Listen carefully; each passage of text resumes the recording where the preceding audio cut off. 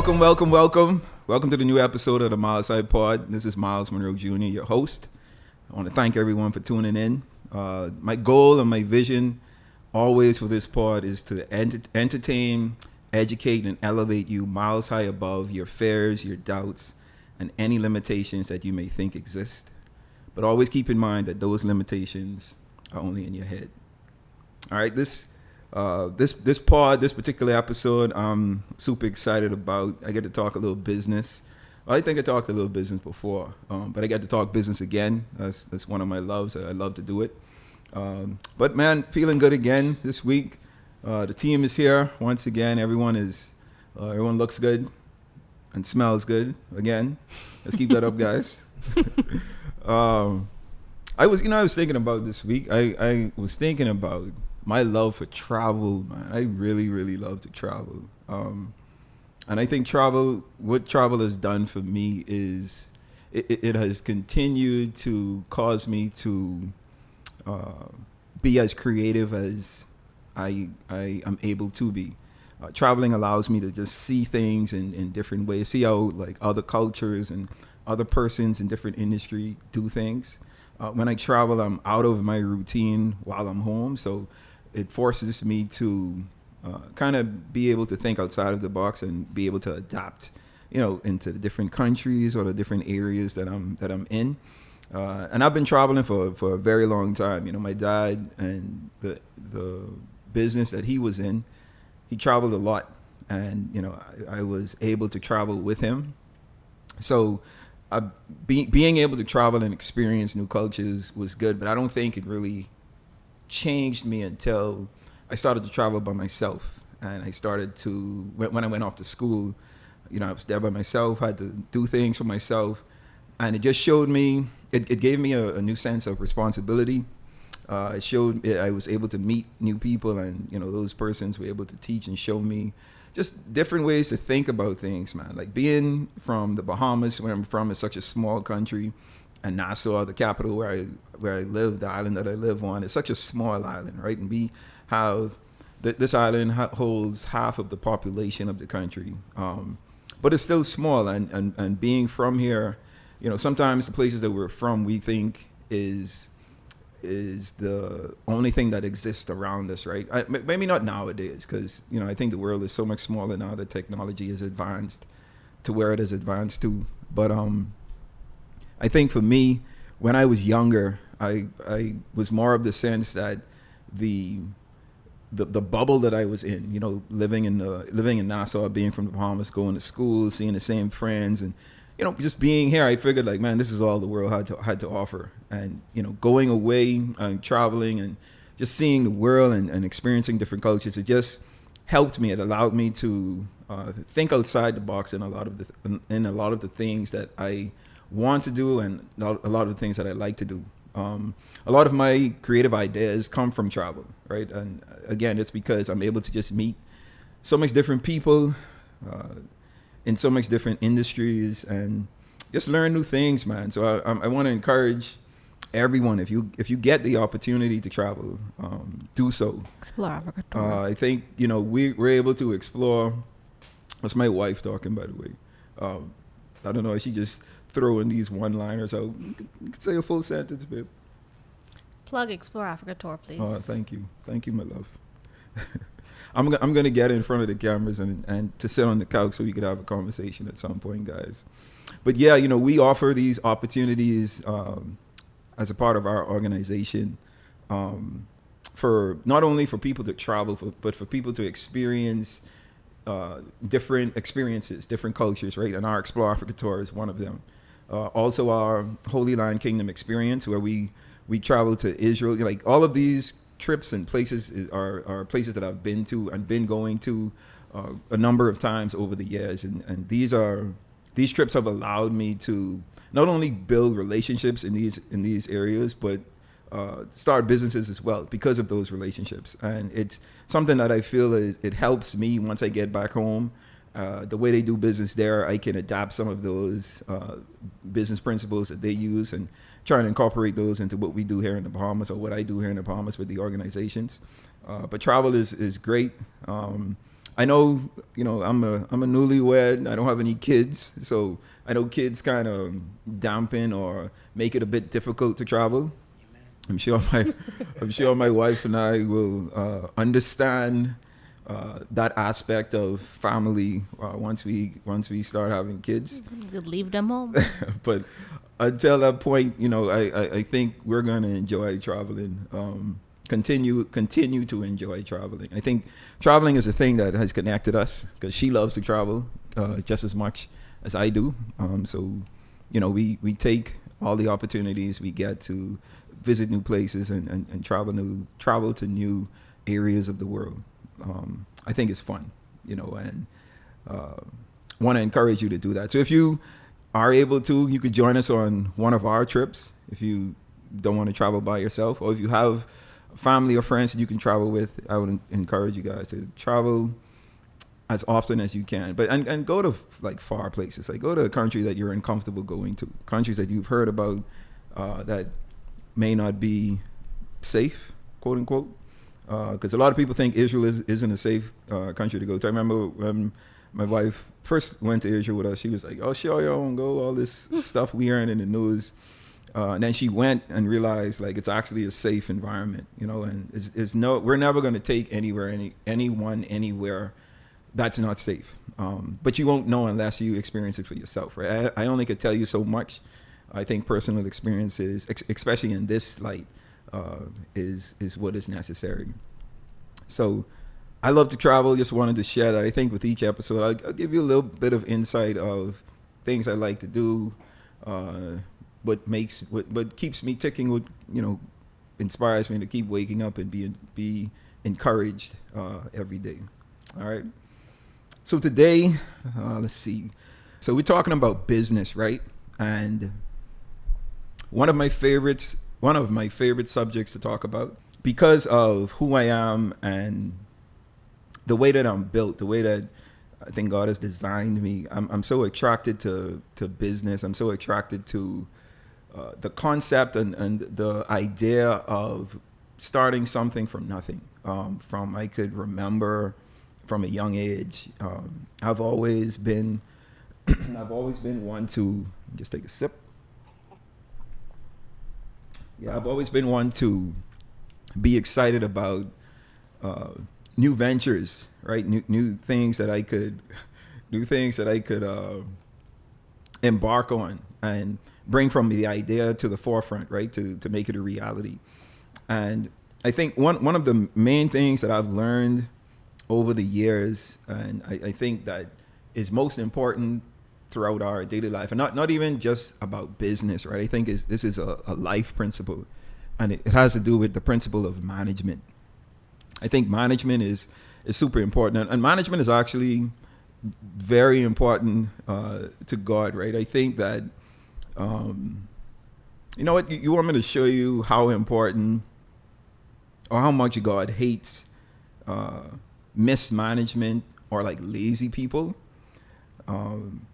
If you go to, I'm sure everyone knows about this parable about the talents, right? In Matthew 25, verse 14, that's where it starts. And, you have this wealthy master that wants to go off on a trip, and he has his 3 servants who he calls to him before he goes. And, he tells them that he's going on this trip. I want to leave you guys with something while I'm gone. I want to leave you a piece of my wealth. So he gives one servant 5 bags of gold. He gives the second servant 2 bags of gold, and he gives the third servant 1 bag of gold. And the Bible says that he gave them what he gave them based on their ability.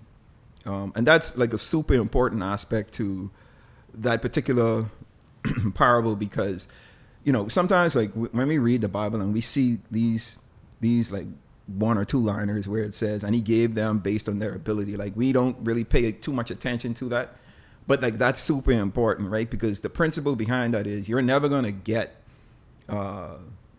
be blessed or be given, at least from God, more than you're able to manage. more than the ability that you have to manage, right? And I think God is always, he's constantly testing us, testing our management skills. How good are you at managing? How good are you at managing the resources and the things that I make available to you? So he gave them what he gave them based on their ability, right? So the master, going back to the parable, the story. So the master goes off. The servant that got the 5 talents, the Bible says that he immediately went to work, right? Immediately went to work, and he doubled what his master gave him. So he started with 5 bags of gold, ended up with 10. The second servant did the exact same thing. Started off with 2, went to work, doubled the wealth that he was given. And then the third servant gave an excuse, right? He said, man, I know my master is a shrewd master, and I don't want to lose this money, right? This wealth that he has given me. So what I want to do is I'm going to bury this. He dug a hole, put the bag of gold in, covered it up, and just waited, right? Didn't really do anything with it. And in his mind, like imagine in his mind, I'm sure he was saying, like, I'm keeping this safe. I'm not going to lose, this wealth that he's given me. At the least, I'm going to give him exactly what he's given me, right? So some time had passed. The master came back and, approached his servants. They came to him. The first one who, was given the 5 bags of gold showed his master that, look, I turned this 5 into 10. Master was super excited. He said, because you've done this, I'm going to give you an abundance, right? An abundance of more. I give you access to a lot more than you had. The same thing with the second servant who doubled the 2 bags of gold. Master was super excited. You've doubled the wealth that I've given you. I'm going to give you an abundance. Came to the third guy, right? And all of us have this one friend, right? Who you want so much for them to be successful, right? You want them to just think, and I'm sure like this, and the Bible said he gave it to him based on his ability, right? So I think the assumption here is the master knew the type of person that this servant was, but I think his hope was maybe he's going to get it this time, right? Like maybe I'm going to give this to him. I'm going to go away and he's going to be inspired to do more than just nothing, right? So the guy comes, say, hey, master, I didn't want to lose this money for you. I know you harvest where you don't plant, and, gave whatever spill he gave to his master and thinking that he did a good deed, right? He did a good thing. And his master said, man, you wicked servant. Now, I imagine that the word that he used that we translate to wicked, I'm sure it means it's a bit more dirtier than wicked, right? Probably was like, man, you devil, or you, one of those words that when you upset at someone, like you may say, because I'm sure like he was like, man, you can't even, you could have at least put the wealth into a bank account and earn maybe not 100%, right? But you could have earned 10%, 5%. I would have taken 2%. I'm pretty sure that's what the master said. But because you did nothing with it, I'm going to take what you have.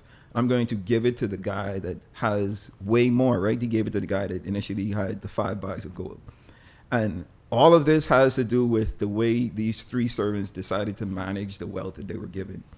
And I think this is a clear indication that God is he is a rewarder of good managers, right? And I think that's what Jesus was trying to really get across with this parable. He rewards good management. And I'm always thinking about how God gives us gifts and talents and all of these things on the inside, and he wants us to do a whole lot more with them than the state that he gave them to us in, right? So he gave us them. We were born with these talents. He doesn't want them to remain dormant, right? He wants us to be good stewards and managers of the resources that we have, whether internally or externally, so that we can be productive, continue to be productive. If you're given talents that you don't use, they're going to be taken away, right? They're going to be taken away and given to someone else. If you use your talents, right, and you're able to attain wealth and attain success, and then you mismanage the wealth and success that you attain, you're going to lose it. And it's all because of mismanagement. You know, I think about Mike Tyson, for example. Mike Tyson was probably one of the historically greatest boxers that we have known. It is said that Mike Tyson attained around $300 million of prize money throughout his career. And when Mike Tyson retired, he retired with a negative $30 million balance. He had a negative $30 million debt, right? You look at MC Hammer, the exact same thing. I think his number is maybe a little more than 300 million that he attained throughout his career and retired broke. Look at lottery winners, right? You got these people who come from absolutely nothing. I think the last lotto that I saw that was won, the prize money was like 1.2 billion or like some crazy figure, right? And a lot of lottery winners, like once they win, a few years later, they go broke again. And I think it's because of poor management, right? And it's the only way that we can be successful at the things that we do is if we are able to be good managers of the resources that we're given.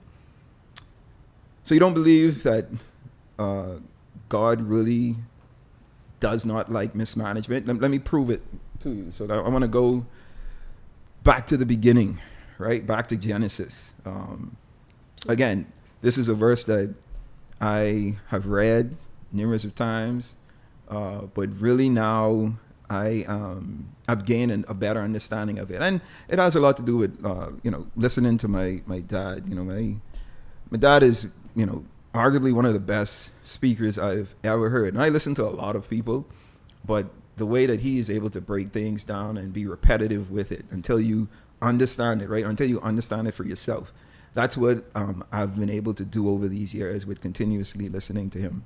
So I would encourage you to download the app, Munroe Global app, if you haven't already. Shameless plug, because all of our content, I think, is beneficial to anyone that is able to listen to it. But back to what I was saying. So let's go to Genesis 2. Genesis 2 verse 5, right? And this is during the creation. God is spending these 6 days creating the world and the earth and all of these things inside of the earth, right? And in Genesis 2 verse 5 it says, no shrub had yet appeared on the earth, and no plant had yet sprung up, for the Lord God had not sent rain on the earth, and there was no one to work the ground. I'll read it again. No shrub had yet appeared on the earth, and no plant had yet sprung up, for the Lord God had not sent rain on the earth, and there was no one to work the ground. So this tells us that God created the earth. He was going through the creation process, but he didn't allow anything to grow at the time. He didn't send rain on the earth as yet because he didn't want anything to grow, because there was no one there to manage. There was no one there to work, right? And I think that tells us that God is never, if there is no one there to manage, God will never allow anything to grow. So think about our personal lives, right? If we mismanage things, God will never allow us to grow. He'll never allow us to grow in our gifts, in our space, in our industries.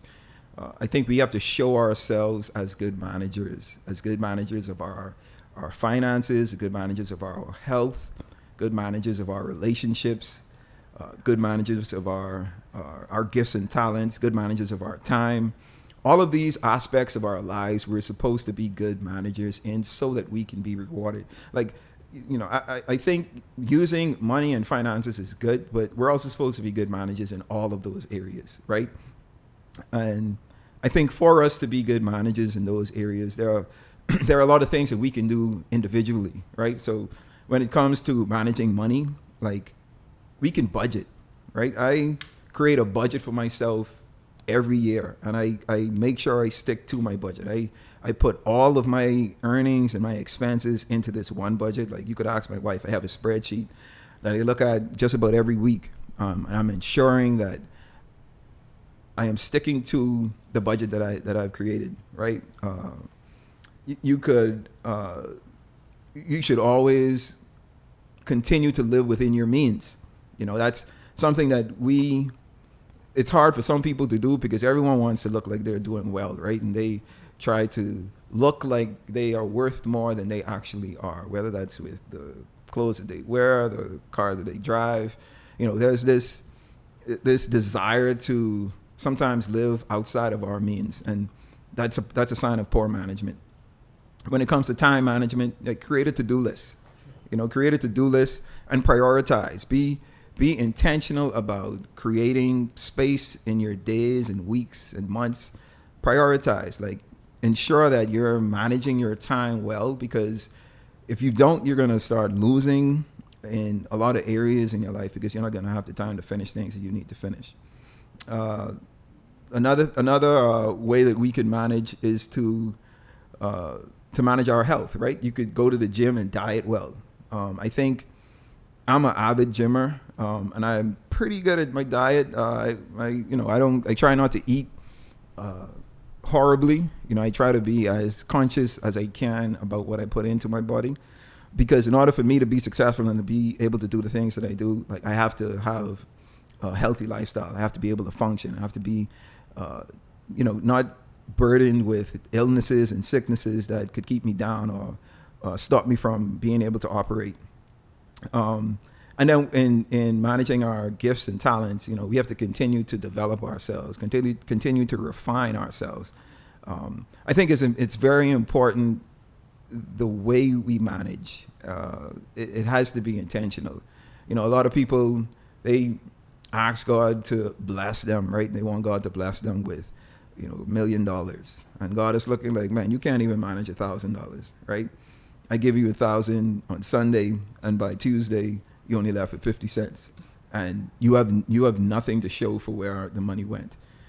Or they are in these, God put them around individuals to create great relationships with them, right? And they don't manage those relationships right. They take these people for granted. They take advantage of them, and they lose those relationships. So there are ways that we need to manage not just finances, but everything that is in our lives and every person that is in our lives and the things that we're involved with. I think for me, I try to always be conscious of the way that I manage. And I think relationships is probably the most hardest for me. And I'm sure my wife would agree a whole lot. She's sitting over there smiling. You right. But I've gotten better because I've seen the areas that I'm weak in, right? And I speak to my mentors all the time on what I can do to better the way that I manage the different relationships that I'm in, right? Because it's not just the personal relationships, it's also the professional relationships. So management is key. My dad has this saying where he said, if wherever there is an issue in any area of life, it is due to mismanagement. And that is so true. If you find someone who is broke, or find someone who is sick, or find someone who is going through a divorce, or losing their business, losing their job, it all ties back to mismanagement. So to avoid all of that, to avoid all of those negativity, those negative things, I think we need to focus a lot more on the management side of things. Be good managers. Regardless of how much you have, right? It could be a little, it could be a lot. I think the better you are at managing what you have, the more trust you will be given, and the more you would be given. Just like the story with the talents, right? These guys that were given these bags of gold. The better you are with the management, you'll be given an abundance more. And I think sometimes God puts these adversities in our lives to test us, right? To see how are you going to manage the situation, and depending on the outcome of that situation, He adds more to us. He wants to continue to help us to develop and build ourselves on a personal level. And I think that it's something that is needed. It's something that we should continue to encourage ourselves to do when it comes to management, because management is super important. And whatever you mismanage, you will lose. Whatever you mismanage, you will lose. My dad said this all the time. He used to tell me this personally, right? We used to have conversations, and he would be like, I may be goofing around and or spending money on things I shouldn't be spending money on, like a lot of us do. I've always been a sneakerhead. I've gotten better at not buying every sneaker or doubling up on the purchases. I've gotten super better at that. I haven't done that. You sure about that? Look how my wife trying to blast me, eh? Nah, but I've gotten better at that aspect of my management. But my dad, we used to constantly have conversations about it because he saw me going down a path that wasn't good, right? It was the path of mismanagement, and he was trying to save me. And just being able to listen to him and ensure that I understand that the most important thing I can do is be a good manager. And I think that started me improving the way that I manage things. It allowed him to trust me with more. And, he gave me a lot more access to things, gave me a lot more freedom to make decisions, because I think I was able to show myself true. Right. And like I said, once you can prove yourself to be a good manager, you'll be trusted with a whole lot more. So management is important. That's the principle of management is something that we should learn at an early age. It's crazy to me.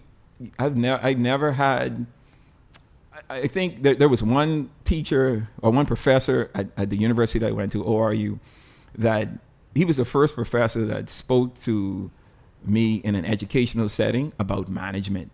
Like I think I learned a good way, like the steps of budgeting that he taught me, or that he taught in that class, I still use today because it was so effective. But that was the first time I ever learned anything about management. I really think management, or a class on management, should start from like high school, right? I think we need to start learning how to manage at an early age. I talk to my wife all the time, like once we have kids, like we're gonna teach them or encourage them to learn how to be good managers, because I think management is key to everything, and it eludes success if done correctly. All right. I think management should be taught even sooner than that, because funny enough, Sharice told us a story how her baby, she was breastfeeding him, and she told him, now today is the cutoff. And then she decided to give him another week, and she told him she will manage. You will only be able to get a sip once a day. And he said, she used to ask him, do you want this sip right now? And he said, no, mommy, I think I'll have my sip later. So he, at his age, had already discovered the principles of management. Right. So I think we could start a little sooner. Yeah, she's talking about a friend of ours, her son. Her son is about 2 years old right now. And even at 2, she's teaching him the principle of management, right? He can't speak like fluent English, but he's understanding how to manage. Okay, I'm only getting one chance to have some breast milk. I need to pick the right time, manage the time that I choose to do that. And it starts. That's where it starts. And I think once you are taught that principle, then you could start applying that into different areas of your life. So that's a great point. Thank you, my love. You're welcome. Chara, a quick question though, towards the parable in regards to gifts, right? What if there's an instance where God obviously has given them the gift, they somehow identify it, but they're unsure just even how to activate it. They want to utilize it, but they're just unsure how to go about activating it. Yeah, I think a good thing you can do, or anyone can do, and this pertains to people that has multiple gifts as well, right? So you're multi-talented, multi-gifted, and you don't really know like which gift you should go to, or you don't know how to apply the gift to what it is that you want to do. And what I always tell persons is find the commonality or the common denominator around all of your gifts, right? For me, it was business. So every gift that I had, right? Like I can play musical instruments. I feel like I'm a good speaker. I love to, I enjoy reading. I enjoy like all of these things that I like doing and that I'm good at, right? I try to tie it all back to business, right? And how can I produce and be productive from a business mindset? But I think finding the thread that connects all of your gifts, or this particular gifts that you're looking for, in the question, how can I incorporate that into what it is that I like to do, or what it is that I'm good at? What am I skilled at? How can I incorporate this particular gift into that? And I think, you take some time and you think about it, you think on that. I think it'll make your ability to use and manage that gift much easier, because it'll become natural because it's something that you're already good at. So that brings us to our milestone section of the show. I wanted to leave this particular milestone with you because it has helped me over the years, especially with the things that I want to do and want to create.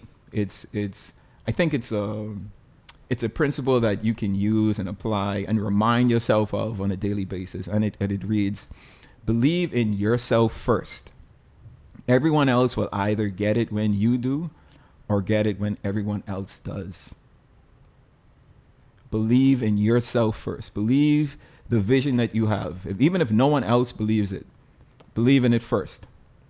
Because everyone's either going to get it when you get it and understand it and be like, yo, I like what this is, I'm going to join in, or they're going to hop on the bandwagon when everyone else get it.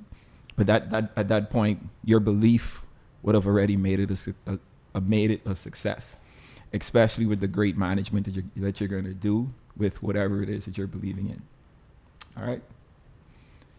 And that brings us to the end of this particular episode.